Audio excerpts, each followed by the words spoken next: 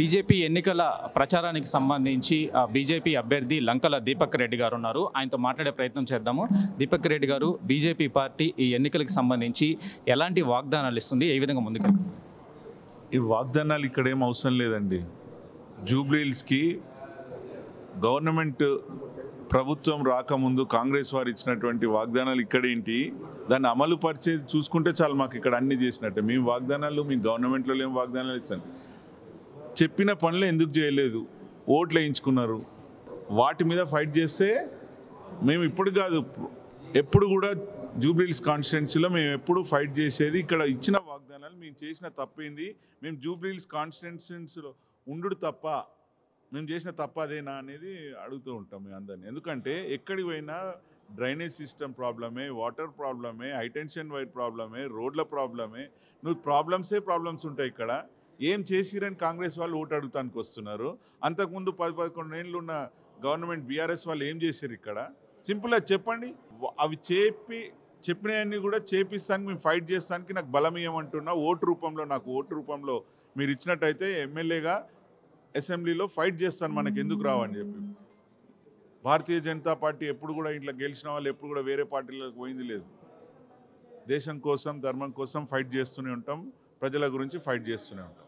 అయితే ఇక్కడికి సమస్యలకు సంబంధించి ఏదైతే మీరు అన్నట్టు డ్రైనేజీ సిస్టమ్ కానీ కరెంటు చాలా ఇబ్బందులు ఉన్నాయి. అయితే మీరు కేంద్రం నుంచి నిధులు ఏమైనా మంజూరు చేసి ఈ నియోజకవర్గ అభివృద్ధికి ఏమైనా సహాయం చేస్తారా?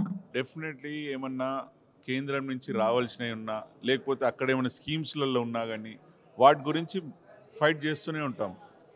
ఇక్కడ చాలా వరకు వర్క్స్, వాటర్ ప్రాబ్లం ఉన్న కాడ కూడా కమ్యూనిటీ హాల్స్ కానీ కిషన్ రెడ్డి గారు హైయెస్ట్ ఫండ్స్, ఆయనకు ఉన్నటువంటి ఎంపీ ఫండ్స్ ఇక్కడికే ఇచ్చారు జూబ్లీ హిల్స్కి. ప్రతి డివిజన్లలో 2-3 కమ్యూనిటీ హాల్స్ కట్టియడం జరిగింది. ఎప్పుడు కూడా ఈ డ్రైనేజ్ గురించి ఫైట్ చేస్తూనే ఉంటాడు ఆయన. ఆఫీసర్లను పిలిచి ఏదో అక్కడ పైన చేస్తున్నారు. అసెంబ్లీకి ఎమ్మెల్యే ఉన్నటువంటి మన రైట్స్ గురించి మనం ఫైట్ చేసుకుంటానికి ఆస్కారం ఉంటుంది. చివరిగా చెప్పండి, మీరు కాంగ్రెస్కి సంబంధించి, బీఆర్ఎస్కి సంబంధించి ఎవరు మీకు పోటీ అని భావిస్తున్నారు? కాస్త కూస్తో బీఆర్ఎస్ ఉంటుందని అనుకుంటున్నాను. ఎందుకంటే కొంచెం వాళ్ళ ఇంట్లో నుంచి ఆయన ఎమ్మెల్యే ఉండే కావచ్చు, మైనార్టీస్ కొంచెం ఆయన సైడ్ ఉన్నారనేది ఐడియా వస్తుంది. వాళ్ళతోనే ఉంటుంది అనుకుంటున్నా. ఇక్కడ వాళ్ళు ఇంకా ప్రజలు ఆలోచించుకోవాలి, రౌడీ కావాలన్నా మోడీ కావాలన్నా అనేది.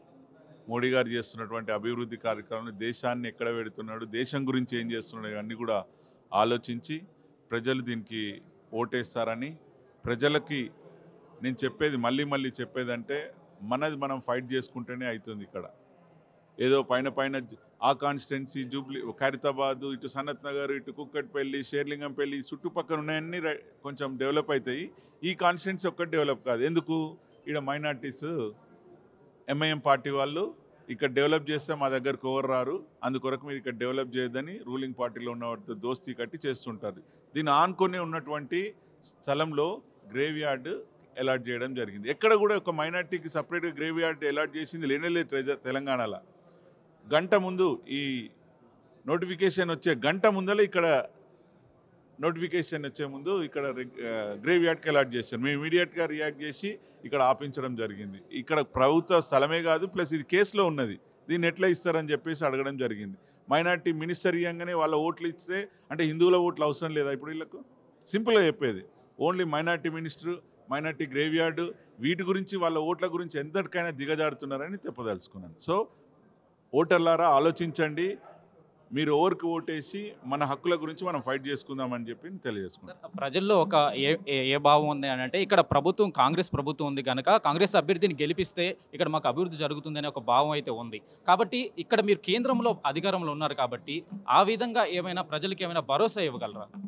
ప్రజలు లాస్ట్ కూడా టీఆర్ఎస్ గవర్నమెంటే ఉండే, ఇక్కడ కాంగ్రెస్ గవర్నమెంట్ వచ్చి 2 ఏళ్ళు అవుతుంది. ఏం చేసింది ఇప్పటి వరకు?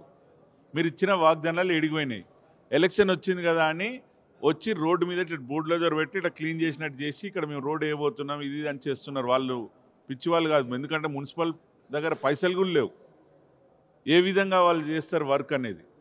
3-4 రోజుల తర్వాత ఎక్కడి వరకు అక్కడనే ఆపేస్తారు. చేసినట్టే కాలనీస్లలో యాక్టింగ్ చేస్తున్నారు. మీరు అంటున్నారు కాంగ్రెస్ గవర్నమెంట్ చేస్తారు అని. ఇన్ని రోజులు ఎందుకు చేయలేదు? టీఆర్ఎస్ గవర్నమెంట్ 10 ఏళ్ళు ఉన్నది ఎందుకు చేయలేదు?